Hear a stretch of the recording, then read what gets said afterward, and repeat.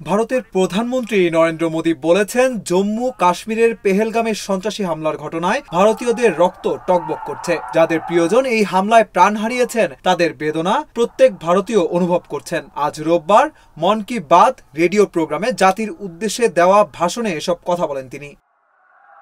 Bundle থাকলে প্রতি সেনমানিতে টাকা বাঁচবে। বিকাশ সেনমানি বান্ডেল কিনে জিতুন প্রতি লেনদেনে। ভারতের প্রধানমন্ত্রী বলেন, পেহেলগাম হামলা সন্ত্রাসের মাস্টারদের কাপুরুষতার প্রমাণ। কাশ্মীরে শান্তি ফিরে আসছিল, স্কুল ও কলেজগুলো প্রাণচঞ্চল ছিল, উন্নয়ন কাজের গতি ছিল অতুলনীয়, গণতন্ত্র শক্তিশালী হচ্ছিল, পর্যটকদের সংখ্যা রেকর্ড পরিমাণ বৃদ্ধি পাচ্ছিল, আয়ের পরিমাণ বাড়ছিল এবং যুবকদের জন্য নতুন সুযোগ সৃষ্টি হচ্ছিল।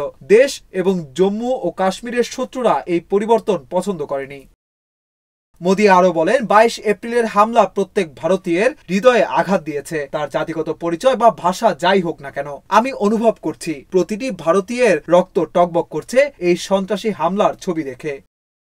ভারতের প্রধানমন্ত্রী বলেন, পুরো পৃথিবী ভারতের পাশে আছে।